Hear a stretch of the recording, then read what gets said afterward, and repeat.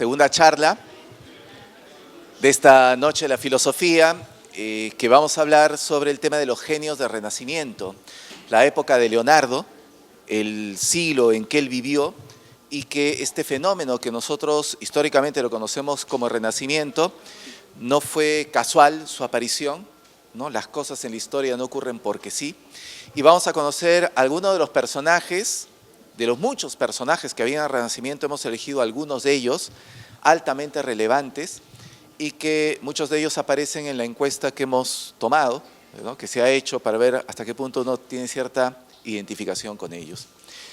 Siguiente, por favor.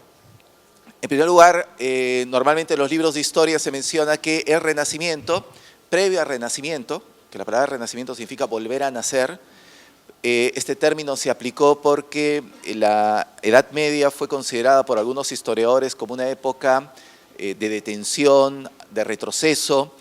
Se perseguía el conocimiento, el arte, la literatura, la pintura, la ciencia, la política sufrieron un gran retroceso. Muchos aspectos no se lograron desarrollar, hasta el punto que se prohibió, por ejemplo, la investigación.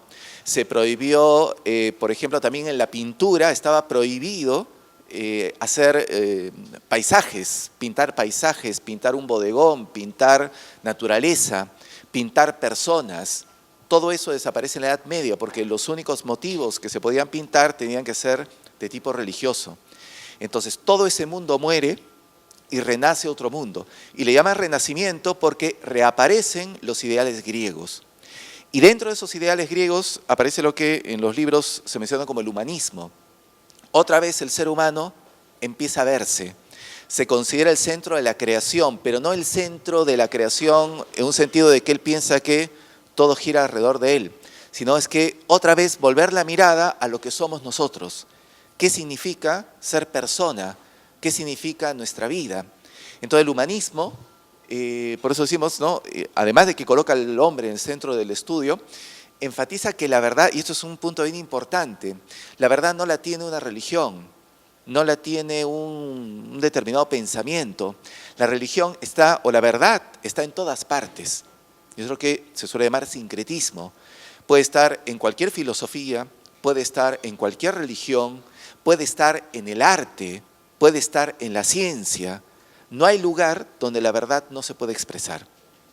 Y el otro aspecto del humanismo es el tema de la dignidad, que es un tema que se ha vuelto de alguna forma actual por los momentos que hoy estamos viviendo. Y ya en el siglo XIV, en el siglo XV, que vamos a hablar acá del Renacimiento, se empezó a hablar otra vez de la dignidad humana. El ser humano, por las situaciones políticas, sociales que vivía, había caído en lo que significa ser indigno. Y vamos a ver qué concepto se tenía acerca de la dignidad humana. Entre los precursores del Renacimiento está Petrarca, ¿no? Francesco Petrarca.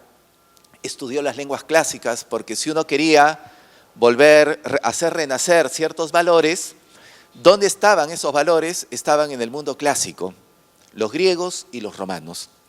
Fueron especialmente estudiosos de las obras de Platón, de las obras de Cicerón. Las obras de Aristóteles se conocían, pero las obras de Platón no se habían logrado traducir. Entonces empiezan a traducir directo del griego al latín. Entonces, entre esos personajes, digamos, que empiezan a traducir las obras de griegos y romanos, está Petrarca, gran admirador de Cicerón, otro filósofo romano. Cuentan de Petrarca que cuando era muy joven era tanta su afición a la filosofía que sus padres se asustaron, ¿no? Y un buen día, fueron a su habitación, tomaron todos los libros que él tenía y les prendieron fuego, ¿no? Petrarca fue rápidamente a tratar de salvar lo que tenía. Este personaje italiano va a ser uno de los primeros, ¿no? Que va a colocar la idea de que el ideal del ser humano es la sabiduría. Si queremos una buena educación, ¿no? Porque él va a plantear una forma de estudiar, que el objeto de estudio sea el ser humano, pero el ser humano tiene que buscar ser sabio. No tenía que buscar una practicidad, un oficio, sino ser una buena persona. Y más que una buena persona, nosotros podemos conocer buenas personas, pero no necesariamente son sabios. El sabio su comprensión de la vida es mucho mayor, es una persona tolerante. Hay gente buena que conocemos, pero que es intolerante con ciertas cosas, pero no podemos decir que es gente malvada. El ideal del sabio era una persona que tiene una amplitud de visión para comprender mentalidades, para comprender religiones, para tratar de encontrar el sentido a su propia existencia. Y eso es lo que empieza a hablar Petrarca. Siguiente, por favor. La otra. Sí. Él cuentan que tuvo también su dama inspiradora, así como Dante, ¿no? Casi unos 80 años antes, estaba enamorado de Beatriz, ¿ya? Y que en el caso de Petrarca se enamora de una mujer, Laura, ¿no? Incluso hasta él dejó grabada la fecha en que la vio por primera vez, ¿no? Y le dedicó poemas y exalta a la mujer, cosa que era novedoso porque en la época medieval había una mirada sospechosa hacia la mujer por la interpretación religiosa que se hacía de que ella había tentado a Adán. Entonces, de alguna forma, era media aliada de Satanás, ¿no? Entonces, si habíamos perdido el paraíso, había sido por esa, por esa tentación. Entonces, siempre fue vista con un poco de suspicacia. Pero las cosas empezaron a cambiar, ¿no? Y la mujer empieza a cobrar otro valor, ¿no? Y le empiezan a cantar a la mujer, y la manera como Petrarca habla de la mujer, idealiza en la mujer todas las virtudes humanas. Entonces ya no es solamente la mujer como género, es la mujer como representación de la virtud, de la elevación. El amor que va a hablar, ¿no? Y que él va a escribir una obra que se llama Un cancionero, los poemas que él va a colocar, empieza hablando, pareciera, de un amor hacia una mujer, pero de pronto ese amor se sublima y se convierte en un amor a lo perfecto, un amor a lo espiritual, un amor a lo divino. O sea, convierte, ¿no?, su amor a una mujer en algo más que un amor humano, ¿no? Trata de buscar un amor divino. Y esa era la característica precisamente de los filósofos. Los filósofos hablaban, ya Platón hablaba de que la filosofía es amor, amor a la sabiduría. El que no ama no puede ser un filósofo. Podrá tener información, pero no ser un filósofo, porque el filósofo tiene un sentimiento, ¿no? Siguiente, por favor. Pero el gran movimiento renacentista, el lugar donde nacen, ¿no?, la gran cantidad de personajes o donde llegan, es la ciudad de Florencia. Esta ciudad, esta es una foto actual del momento, hasta hoy, en nuestra época, sigue destacando esta iglesia de Santa María de Fiore, ¿ya? Miren, en medio de toda la ciudad, imagínense ¿no?, esa construcción hace 500 años, ¿no? Estamos hablando de una construcción de 100 metros de altura, de la torre. En esta ciudad de Florencia, ¿no?, que es el lugar donde nacen las flores, donde todo florece, ¿no?, y florecieron los genios más grandes de la humanidad, que hasta ahora siguen influyendo en nuestro pensamiento, en nuestra forma de ver la vida. En la ciudad de Florencia, se convirtió en un lugar donde no solamente estuvieron los artistas, estuvieron los filósofos, ¿no?, estuvieron los científicos, y era un lugar que permitía una apertura muy especial. En ese momento Florencia no funcionaba como parte de Italia, era lo que se llamaría un ducado en ese momento, y tenían un sistema político que trataba de imitar los sistemas políticos griegos, ¿no? El que gobernaba un año, ¿no? Ahora vamos a ver justamente algunos de esos gobernantes, ¿no? Y en ese año tenían que hacer lo mejor. Esta ciudad se la disputaban todos los banqueros. Entonces, ellos tenían el poder, llegaban al poder, y en el año que tenían el cargo, trataban de mejorar y embellecer la ciudad. Despertaba la envidia de los otros banqueros, ¿no? Y decían, ahora nos toca a nosotros, ahora la vamos a hacer mejor todavía, ¿no? Y después era una competencia, quién hacía de Florencia la ciudad más hermosa, ¿no? Y como obviamente no todos estaban ahí, traían a gente de otros lugares, ¿no?, para poder convertirse en mecenas, que ahora vamos a hablar un poco de ese concepto, ¿no? En este lugar confluyeron dos personajes importantísimos, que normalmente no se les conoce.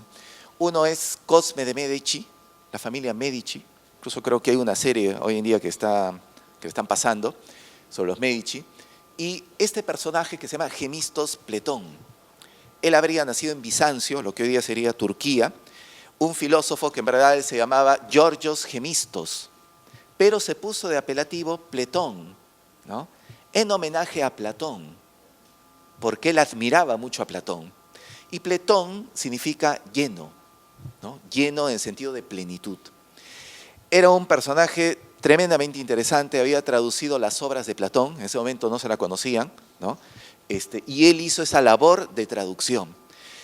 Durante muchos siglos estaba de alguna forma prohibido la lectura de ciertos libros porque se consideraban que hacían de que la gente piense, ¿no? Entonces cuando uno pensaba mucho, por ahí se le ocurrían cosas, entonces mejor no pensar, ¿no? Entonces ya en la Edad Media habían quemas de libros, ¿no? Entonces se juntaban libros que eran libros prohibidos y había que quemarlos para que nadie los lea y no se le ocurra cosas, ¿no? Herejías que vayan en contra de lo establecido. Entonces, pero ¿quiénes mantuvieron los textos? Los árabes, los musulmanes, los que hoy día están destruyendo estos grupos terroristas del Estado Islámico, ellos que están destruyendo hoy, hace 500 años ellos preservaron los textos griegos. Platón tenía contacto con eso, ¿no? Y leyó muchísimo a Platón. Entonces, un día estos dos personajes se encuentran. Cosme, banquero, multimillonario, viviendo en Florencia, y Gemistos viaja a la ciudad de Florencia y empieza a dictar unas clases sobre la filosofía platónica.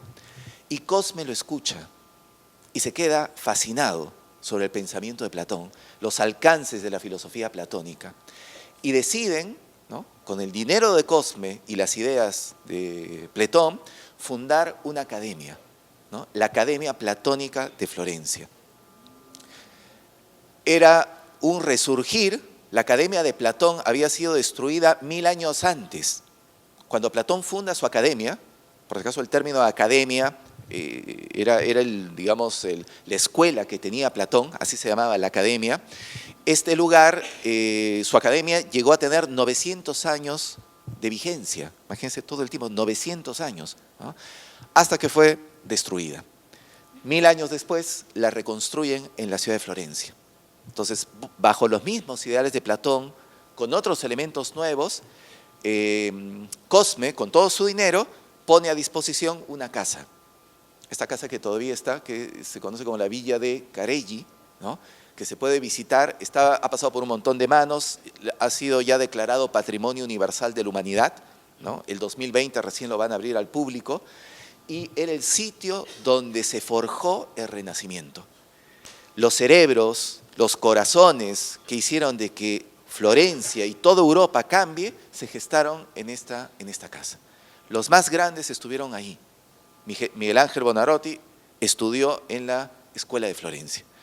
En esta Escuela de Florencia nació la ópera, ¿no? Este género, ¿no?, se empezó a gestar leyendo los textos griegos, ¿no?, y con músicos que iban acompañando la lectura de esos textos y sin darse cuenta, entre comillas, ¿no?, hicieron nacer la ópera, ¿no? Bueno, esta academia de Florencia, como dice, estaba inspirada fundamentalmente en los ideales platónicos. Siguiente, por favor. El primer director, podríamos decir, de esta escuela se llamó Marsilio Ficino, otro personaje poco conocido, un traductor de Platón también, astrólogo. Él estudió hebreo, caldeo, latín, ¿no? Su única inquietud era leer directamente a Platón, ¿no?, sin traductores, sin intermediarios, ¿no? Además era astrólogo, era músico, era teólogo. Normalmente los personajes del Renacimiento eran así, ¿no? Matemático, poeta, músico, arquitecto, ingeniero, o sea, 4, pero no es que uno iba y había universidades donde uno estudiaba todo eso, ¿no? Hoy día nosotros con la justa somos una cosa y a veces más o menos, ¿no? O sea, no logramos abarcar. Estos personajes eran geniales, pero ¿por qué lograban esa genialidad, ¿no? Por la visión platónica.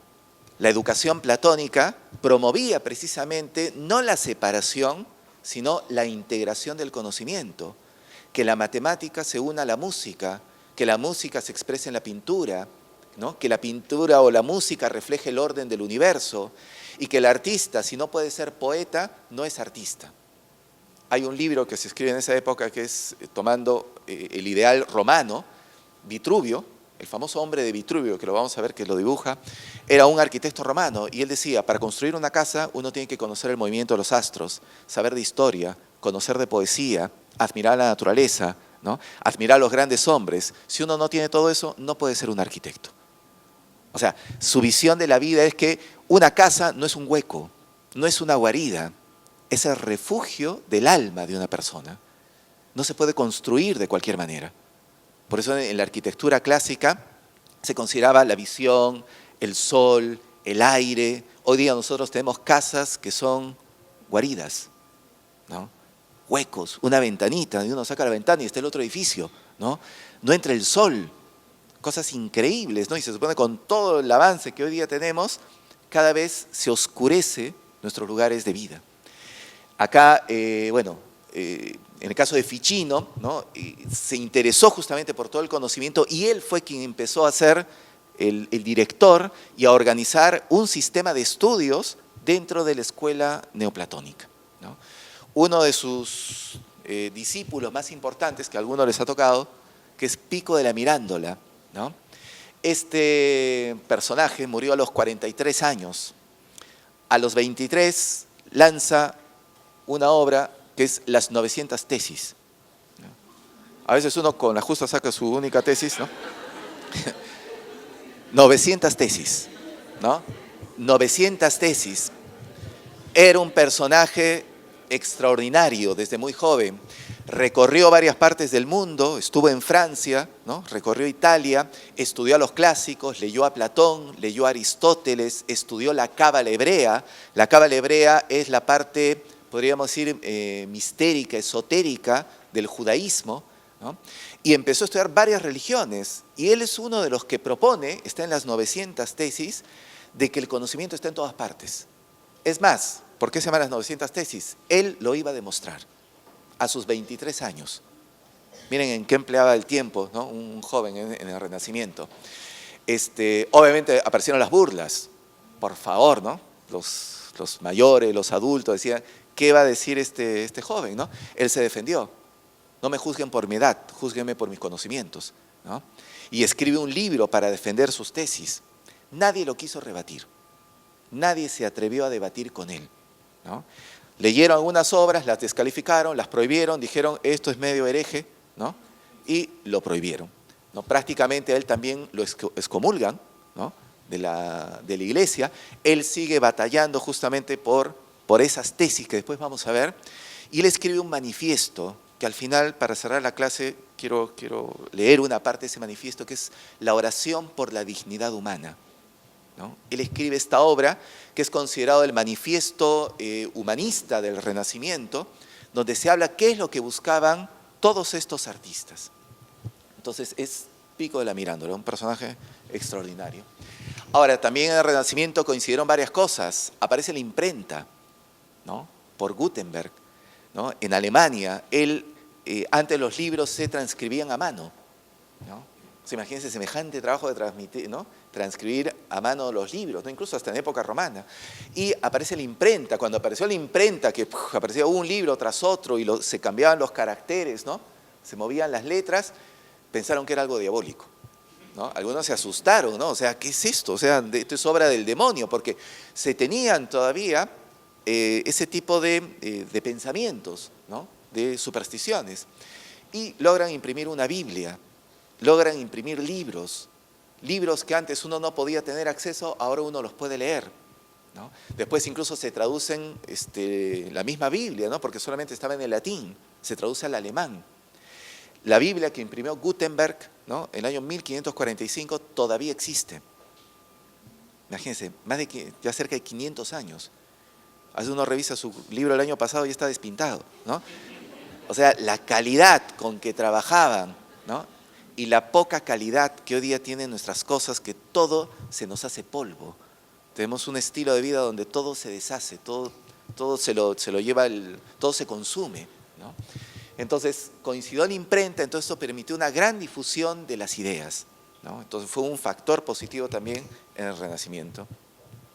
Ahí está una página de la Biblia que imprimió Gutenberg, ¿no? O sea, para darnos cuenta, ¿no? Más o menos cómo hasta ahora todavía están las hojas, ¿no? Siguiente, por favor.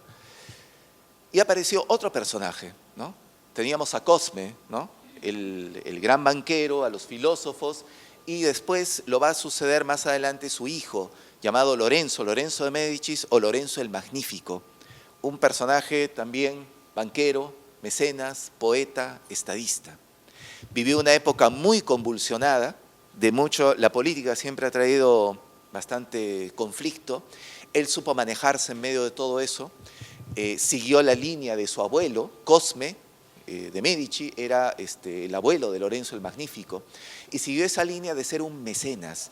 Que la idea de ser un mecenas, por si acaso, no es de ser un sponsor, como hoy día podría ser de una marca o de un jugador de fútbol, ¿no? Que lo voy a auspiciar y lleva ahí el logotipo de la...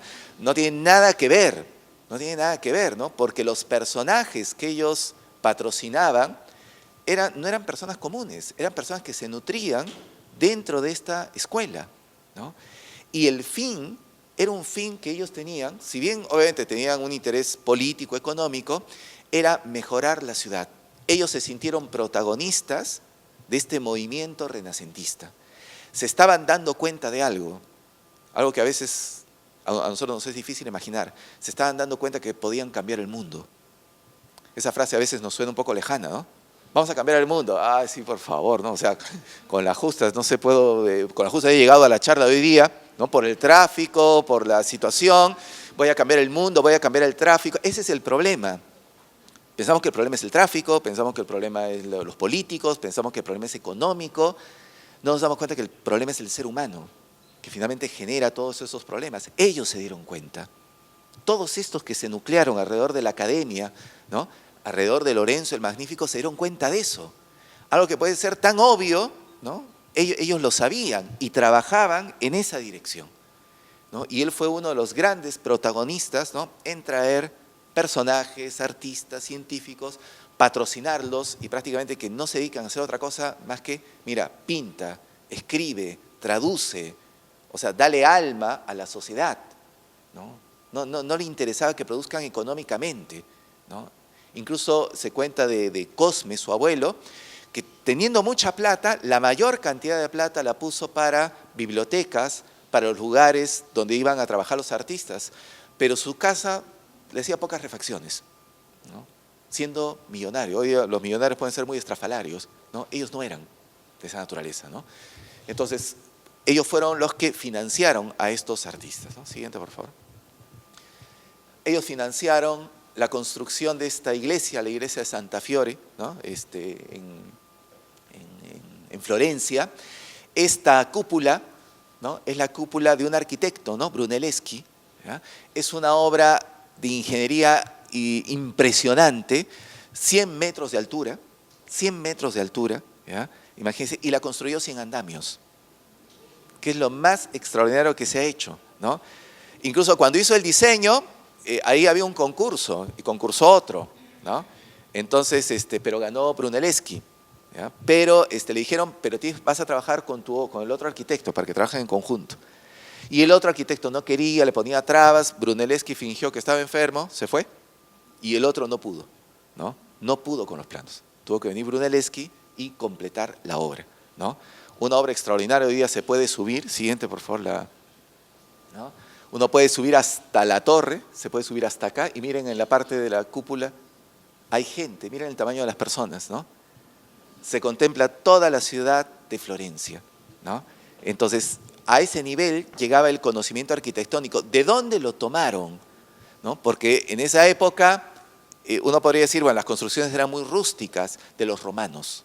Se inspiraron en el Panteón o el Panteón romano, también una obra, digamos, arquitectónica, pero que ya tenía cerca de 1500 años, ¿no? Entonces, y una época en la cual se supone no habían muchos centros de estudio, muchos centros de investigación.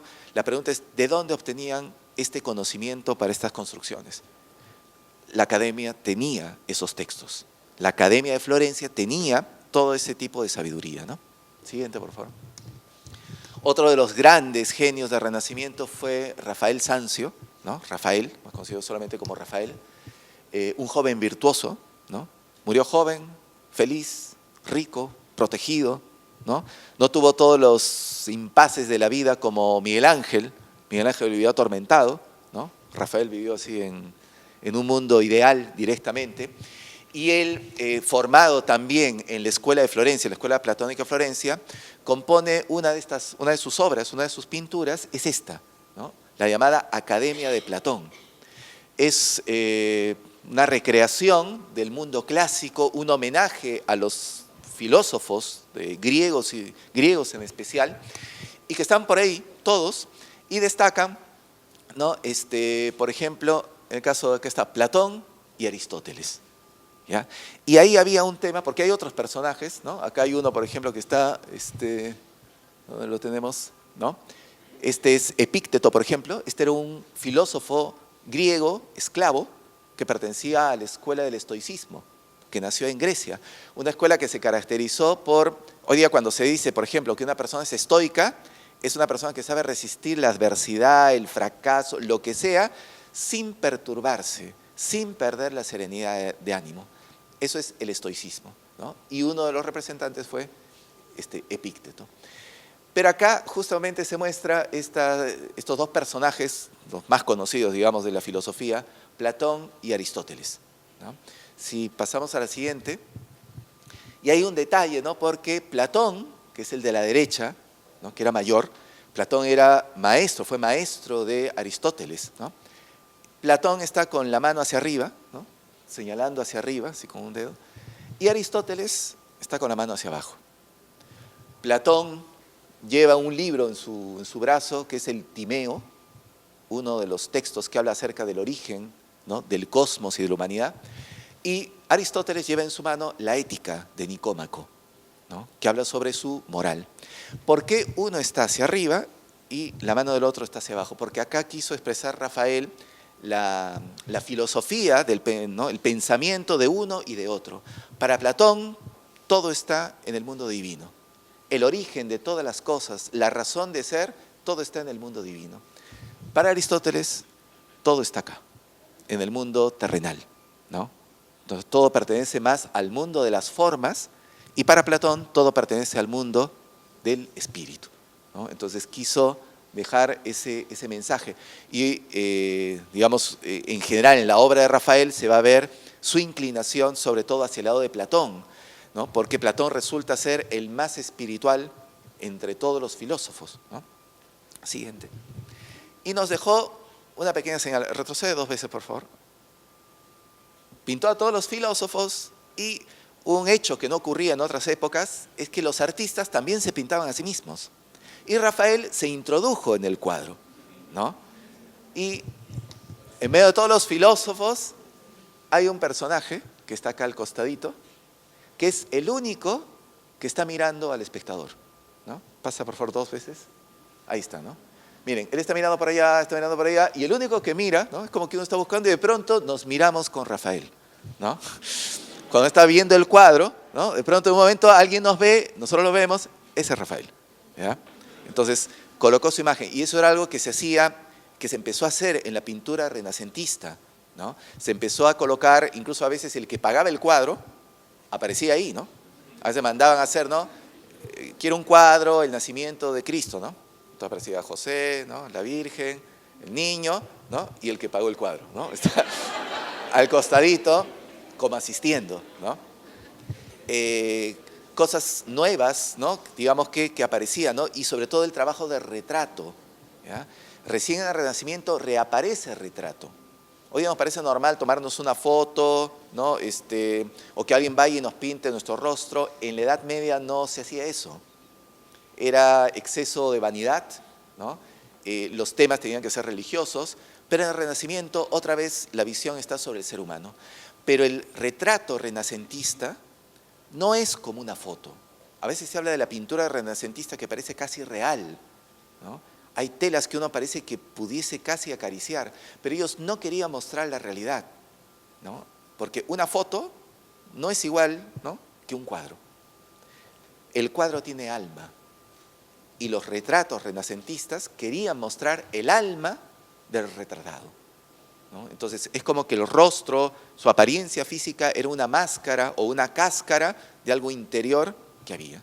Ese era el ideal que buscaban. Entonces trabajaron mucho la imagen, la mirada, la expresión, el rostro, los gestos.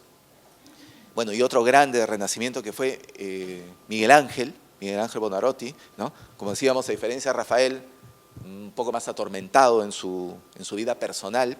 Siguiente, por favor. A los 23 años, esculpe esta obra maravillosa que se llama La Piedad, hecha en un solo bloque de mármol. Un error y se malogra todo, ¿no? Un error y se malogra. O sea, esta técnica de esculpir con el mármol casi ya no se hace, que es coger la piedra y con el martillo uno empieza a romperla, ¿no?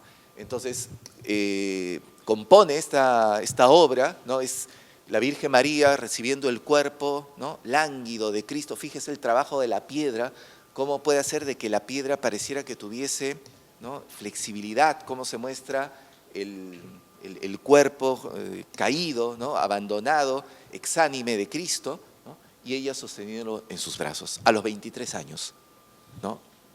Esculpe semejante obra, ¿no? Entonces ya él de joven era el genio, ¿no? El genio, el escultor. Siguiente, por favor. Entre otros los trabajos que él realiza está en pintar la Capilla Sixtina, ¿no? Además que él estuvo a cargo de la dirección como arquitecto de la cúpula de la Capilla Sixtina, perdón, de la Catedral de San Pedro. Él pinta la Capilla Sixtina, ¿no?, que es una obra que, como sabemos, está en el techo, ¿no? Él tuvo en una época en que no había luz, ¿no? Imagínense la paciencia, ¿no? Y él tenía los moldes y las ideas en su cabeza, entonces y de pronto borraba. Es cierto que contó con ayudantes, pero él personalmente era quien echado pintó esta obra excelsa.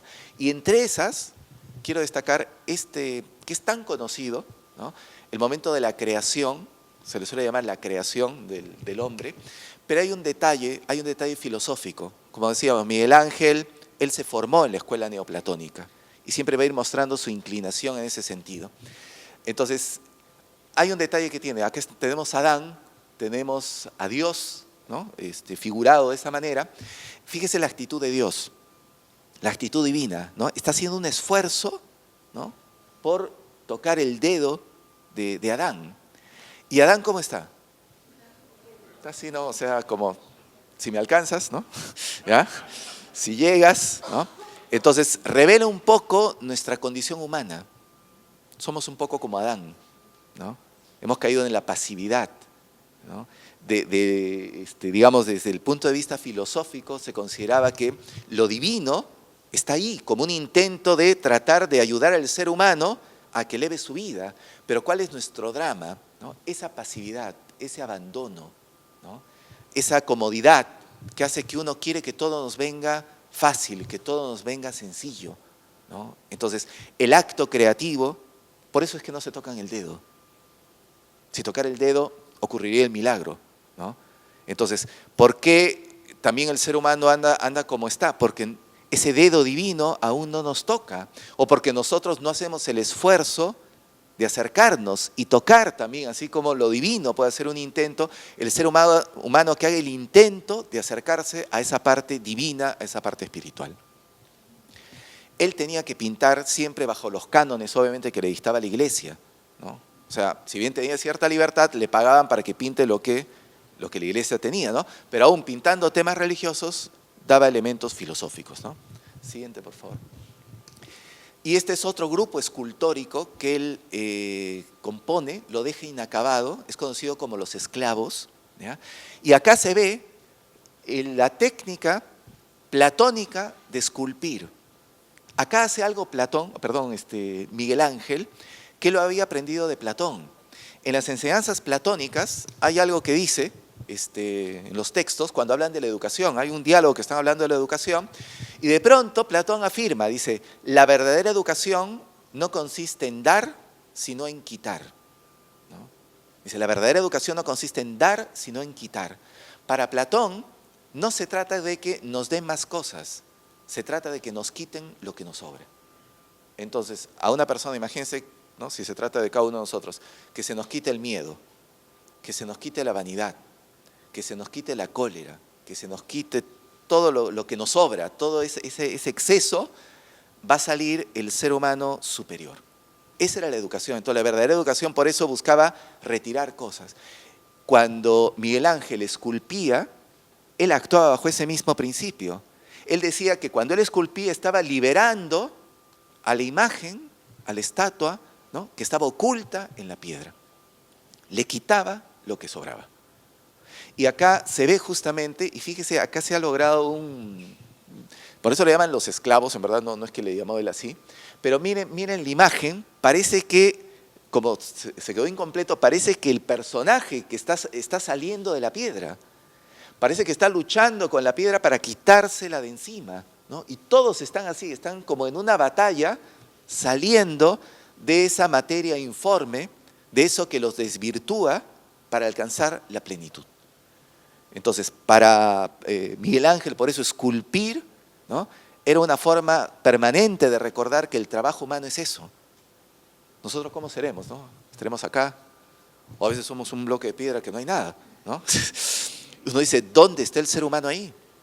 Y parece mentira, porque hay gente que uno ve y uno dice, ¿dónde está lo humano en esa persona? ¿Dónde está lo humano en esa actitud? ¿No? Siguiente, por favor. Bueno, hay un detalle más, ¿no? Siguiente. Otro grande, Sandro Botticelli.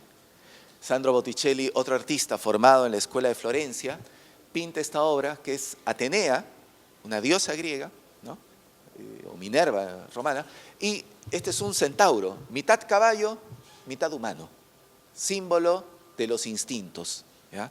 O sea, ¿por qué no es que los griegos pensaban de que existían los centauros? Es una imagen digamos, de la doble naturaleza humana, ¿no? Porque a veces somos humanos y a veces somos bestias, ¿no? Entonces, hay una mitad de bestia, ¿no? ¿Y a qué se referían con las bestias? A que somos instintivos, impulsivos, o sea, cuando actuamos sin pensar, cuando decidimos sin pensar, cuando después de que lo dijimos recién lo pensamos, o sea, nos salió la parte de caballo, ¿no?, la parte instintiva. Entonces hay una lucha entre el ser humano, entre lo que queremos ser, ¿no?, y lo que a veces nuestra naturaleza impulsiva nos gana. Pero ahí está Atenea, ¿diosa de qué es? ¿Alguien sabe de qué era? De la sabiduría y de la guerra. Pero es de la sabiduría, ¿no?, y de la guerra ganada con prudencia. Eso representaba Atenea. Y fíjese, le está tocando los cabellos al centauro. Lo está domando, ¿no? Y el mensaje es precisamente que la sabiduría puede dominar, ¿no?, lo peor que uno puede tener. No hay nada peor, por eso decían los filósofos, que ser ignorante, porque cuando uno es ignorante ni siquiera incluso Platón decía, ¿no? O sea, uno puede ser ignorante, pero la peor de las ignorancias es que uno ignora de que ignora. Parece un juego de palabras, ¿no? El que no sabe, que no sabe. O sea, es tan ignorante que no se da cuenta que es un ignorante, ¿no? Hasta ignora sus propias carencias. Decía que esa es la más peligrosa. Por eso San Agustín decía que la ignorancia es atrevida, ¿no?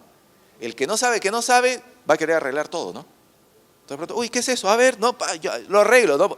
O sea, de todas maneras, cuando uno sabe, pone límites, sabe hasta dónde puede intervenir. Entonces, la sabiduría es esa. La sabiduría nos abre caminos, nos permite el autodominio. Esto representaba Botticelli, ¿no? Siguiente, por favor. Bueno, vamos a pasar por otra. Siguiente. Otra escultura. Ahí también se empiezan a hacer esculturas, estas obras hechas en bronce. Pero fíjese los personajes que se representan, ¿no? Personajes de la mitología griega, Perseo. Perseo con la cabeza de la medusa. Ustedes recuerdan en el mito, Perseo es un héroe y tiene que matar. Hace poco creo que ha habido una película, ¿no?, al respecto. Hay una antigua también que se llama Furia de Titanes, ¿ya? Y la medusa tenía la capacidad de detener, convertir en piedra a aquel que la miraba de frente, ¿no? ¿Qué representa la medusa? El miedo. Es el símbolo del miedo, porque el miedo actúa de esa manera. Cuando nosotros tenemos miedo de algo, uno se queda convertido en roca. No va ni para atrás ni para adelante, nos sentimos paralizados. Y uno dice, no, me quedé paralizado. Hay gente que la asaltan, esa es su medusa, ¿no? Dame todo, te corto en 4 pedazos. Ay. Y uno no pensó y de pronto se fue el ladrón y el miedo nos paralizó. Hay gente que la paraliza otras personas. Hay gente que va a su casa, su mamá lo paraliza, ¿no? ¿No? Y cada uno tiene algo, pero el símbolo de la medusa no es que la medusa sea la mamá, por si acaso, ¿ya? No es que sea el ladrón, sino dicen que es un espejo, porque en verdad uno se está viendo a sí mismo, ¿no? Por eso el héroe Perseo en el mito, para matar a la medusa, él no la ve de frente, porque hay cosas que no se ven de frente, hay cosas que no hay que enfrentarlas sin más. Él utiliza un intermediario, el escudo de Atenea, como un espejo. ¿Y qué representa Atenea otra vez? La sabiduría. Entonces él ve sus miedos con un intermediario, con una protección, que es la sabiduría. Y por eso la puede matar. Y le corta la cabeza y ahí está como un triunfo del espíritu sobre sus miedos, sobre sus debilidades, ¿no? Obra de Cellini. Siguiente. Ahí está. Siguiente, por favor. También en las exposiciones hablaron, ¿no? Hubieron matemáticos, ¿no? Y esto es un lujo. Imagínense un matemático como que era Luca Pacioli, ¿no? Que empezó a estudiar las figuras geométricas que hablaban los griegos y que todo en el universo está conformado por una geometría, y rescatan una idea del mundo clásico que es el número áureo o el número de oro o la razón de oro. Son unas proporciones, ustedes pueden leer en libros, ¿no? Que cuando uno contempla esas proporciones de tamaños, esas distribuciones, al ser humano le genera paz, le genera un placer estético, de belleza. Muchas de las obras de Leonardo están siguiendo ese patrón del número de oro. ¿Dónde estaban desarrolladas? En esta obra que se llamaba La Divina Proporción, escrito por este matemático, filósofo Luca Pacioli. Dibujos de Leonardo da Vinci. Todo un lujo, imagínense que uno matemático y encima Leonardo, unos dibujitos, ¿no? Y estos son dibujos hechos por el propio Leonardo da Vinci. Bueno, aparece también el hombre de Vitruvio, donde si ustedes se fijan hay un círculo y hay un cuadrado. En simbología, el círculo es el símbolo del espíritu y el cuadrado es el símbolo de la materia. Por eso si ustedes entran a una iglesia, el lugar donde está el altar y miran hacia arriba, hay una bóveda y es circular, ¿no? Porque representa el mundo del espíritu. Y abajo, donde se para el que va a ejercer, ¿no? La sacristía, representa la tierra y van a ver que es un rectángulo o un cuadrado. Entonces, si unimos un círculo y un cuadrado, unimos el espíritu y la tierra, el espíritu y la materia. Y decían que el ser humano es una unión de espíritu y materia, de ambas cosas. Entonces, el hombre idealizado es ese, no es el que se está peleando con su parte espiritual, no es el que se está quejando de su vida material, es el que logra armonizar ambos extremos. Y uno de nuestros últimos personajes, Giordano Bruno, ¿no? Filósofo, poeta, astrónomo, alquimista, ¿no? Matemático. Él se adelantó 500 años a la física actual. Las afirmaciones de Giordano Bruno, porque él empezó a explicar cómo estaba conformado el universo, el movimiento de los astros, sin telescopio. No usaba telescopio. ¿Cómo lo sabía? Eran reflexiones filosóficas, a través de diálogos filosóficos. Escribió una obra sobre el universo infinito y sobre el mundo. Y decían algo, y él decía algo muy hermoso, porque él no solamente era un matemático, era un filósofo y un poeta, ¿no? Él decía que el universo es la huella de Dios, ¿no? Y que en el ser humano también hay un universo. Entonces, si uno conoce el universo humano, conoce el universo infinito, ¿no? Giordano Bruno, por estas ideas, lo quemaron, lo condenaron a la hoguera, ¿no? Para que se retracte. Primero lo encerraron 9 años en prisión para que se retracte, no se retractó. Lo amenazaron con cortarle la lengua, ¿no? Para que se retracte, lo dijo, tampoco se retractó. Es más, desafió a sus jueces, ¿no? Les dijo, ustedes tiemblan más que yo cuando leen la condena, ¿no?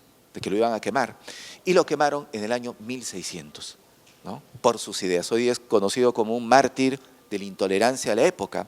No solamente él fue el único, quemaron a varios porque investigaban, porque querían abrir el pensamiento de las personas. Siguiente, por favor.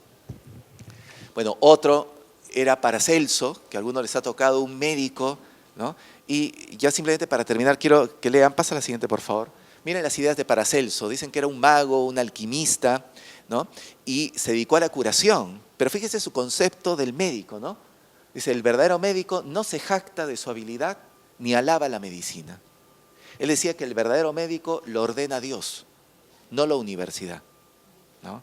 Por más que lo ordene la universidad, ese médico no va a curar si es que él no es un médico real de vocación, ¿no? O sea, para él el ser médico era un sacerdocio y fíjese, ¿no? No se jacta de su habilidad, porque hoy en día a veces, con el perdón de los médicos, a veces el médico se cree medio Dios, ¿no? O sea, medio divino, ¿no? Te salvé, ¿no? Gracias, doctor, es usted un ángel, usted, ¿no? Y se le crece la vanidad y por eso hoy en día, y no solamente en esa profesión, en muchas profesiones, la arrogancia, la falta de humildad, ¿no? Hace de que se vaya perdiendo la brújula de cómo se va actuando, ¿no? Bueno, Paracelso, gran sabio, ¿no? Él estudió las plantas como forma de curación, que hoy otra vez se está usando las plantas como medio de curación. Sí. Y finalmente, un pequeño texto de Pico de la Mirándola, ¿ya? Para terminar esta charla y para que nos vayamos un poco con esto, ¿no? Él en su oración a la dignidad, él cuando habla de la dignidad humana, él dice que él reinterpreta la Biblia y él dice que cuando Dios creó al mundo, ¿no? De pronto hizo todos los seres y faltó crear a Dios, ¿no? Dice que le vino un dilema: ¿lo hago divino? ¿Lo hago humano? ¿No? ¿Lo hago celeste? ¿Lo hago terrestre? Y le vino la inquietud. Y él mismo pone, pasa por favor, fíjese lo que él pone, ¿no? Dice que así le habla al ser humano: te he puesto en el centro del mundo para que más cómodamente observes, ¿no?, cuanto en él existe. No te he hecho ni celeste ni terreno, ni inmortal, ¿no?, ni mortal ni inmortal, con el fin que tú, como árbitro y soberano y artífice de ti mismo, te informases y plasmases en la obra que prefirieses. O sea, de ti depende, ¿no? Podrás degenerar en los seres inferiores, que son las bestias, podrás regenerarte según tu ánimo en las realidades superiores, que son divinas. O sea, tú eliges o ser bestia o ser divino, ¿no? Lo dejo abierto, ¿no? Y la última, para cerrarnos con esto, miren lo que dice, ¿no? Que es: si ven arrastrarse un hombre sobre el suelo, librado a su vientre, no es un hombre lo que veis, sino un tronco. Si ven un hombre que tiene la vista nublada por las vanas fantasmagorías de su imaginación, es un esclavo de sus sentidos. Es un animal el que veis y no un hombre. Si veis un filósofo discernir todas las cosas según la recta razón, veneradle. Es un ser celeste y no terrestre. Y si veis a un ser contemplativo retirarse sin preocuparse de su cuerpo en el santuario de su espíritu, no se trata de un ser terrestre ni de un ser celeste, sino de una divinidad envuelta en carne humana, ¿no? O sea, si uno logra retirarse a su mundo espiritual, porque ese sería ya el ideal que ellos perseguían, ¿no? ¿Dónde está la dignidad humana? Comportarnos como humanos. Por eso él dice, ¿no? Tenemos la libertad. El ser humano es uno de los pocos que tiene la libertad. ¿Qué estamos eligiendo? Veamos cómo está el mundo. Veamos a dónde se ha acercado nuestra humanidad actual. Cada día la violencia, el crimen, las formas de hacer daño. Nosotros mismos, porque a veces cuestionamos lo que hacen los demás, pero nosotros mismos, ¿en cuánto estamos contribuyendo a que haya violencia psicológica, emocional? O sea, ¿en qué estamos convirtiendo nuestro mundo?